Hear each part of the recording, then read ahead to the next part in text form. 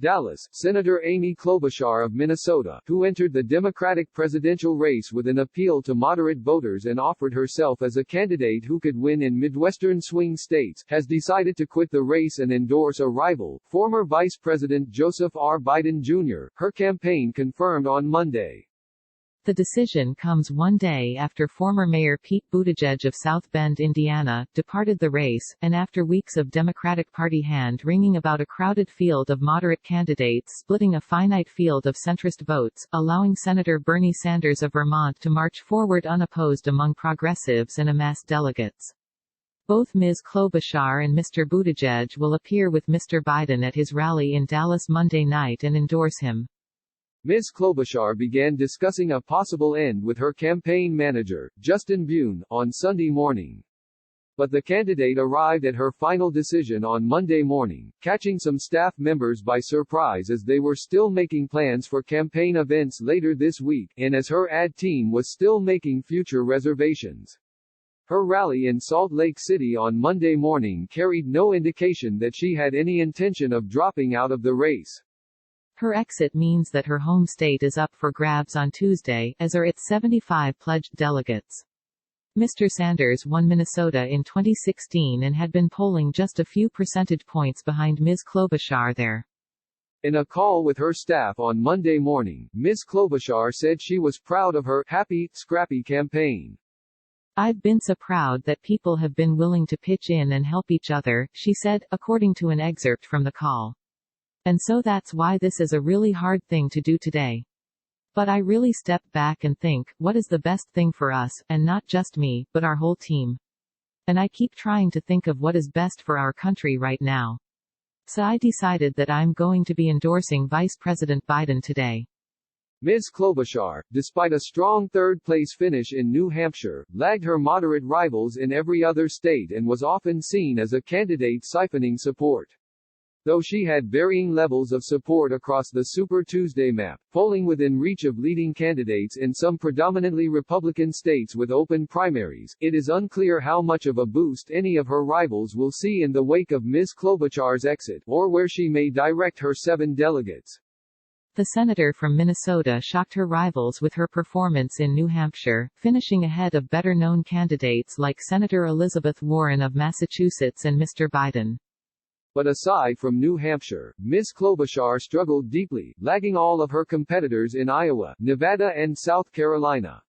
Though her campaign received a much-needed influx of cash after New Hampshire, $12 million in just over a week, it proved too little, too late for the campaign to rapidly scale up and compete with her better-funded and better-organized rivals. The Klobuchar campaign was constantly rescheduling events, often releasing public advisories for an event with less than 24 hours advance notice.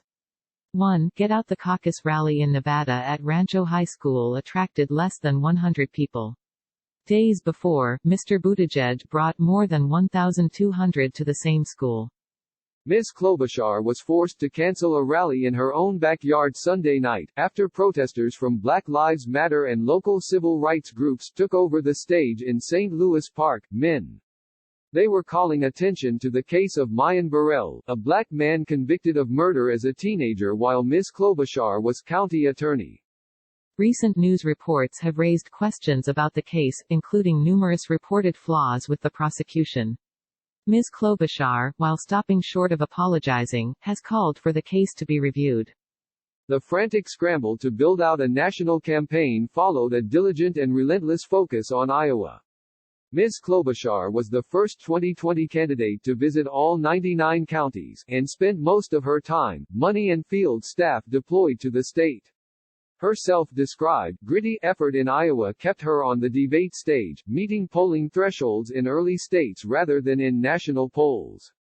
With a calm but prosecutorial demeanor mixed with a dry sense of humor, Ms. Klobuchar slowly built momentum through consecutive debate performances, seeing immediate spikes in cash and volunteers. But she never experienced a true viral moment, something she lamented in the closing days of her campaign while speaking in Nashville, forcing her to run a threadbare operation in every state outside of Iowa.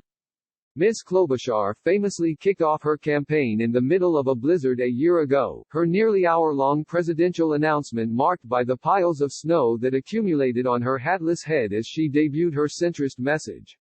On the campaign trail, she would refer frequently to her snowy beginnings as she continually pitched her Midwestern roots as a presidential credential, arguing that her "I live here" heartland appeal could win back states like Michigan, Ohio and Wisconsin, which President Trump carried in 2016. As a perpetual and direct contrast to the vocal liberal base of the Democratic Party, Ms. Klobuchar stubbornly stuck to a moderate message, one she hoped would appeal to independents and moderate Republicans. She vocally opposed Medicare for All and built one of her most popular stump speech lines around defending the Affordable Care Act, claiming that it was 10 points more popular than the guy in the White House right now. Her campaign also amounted to a bet that in a deeply polarized electorate, a bipartisan voting record could still be viewed as an asset in the Democratic electorate. She regularly highlighted the more than 100 bills that she had passed during her 14-year Senate career, and name-checked Republican senators whom she frequently worked with in her stump speech. But her bipartisan record also carried some risk. She was among the most likely Democratic senators to vote for a Trump judicial nominee, a point seized on by rivals like Mr. Buttigieg in debates.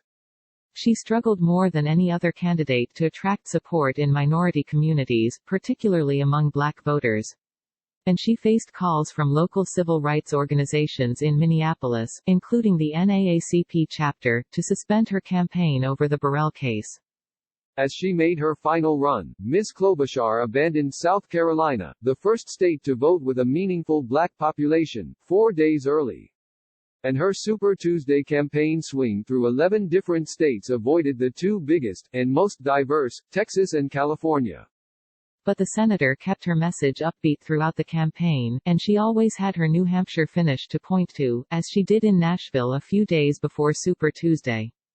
"We have been really beating the odds," she said.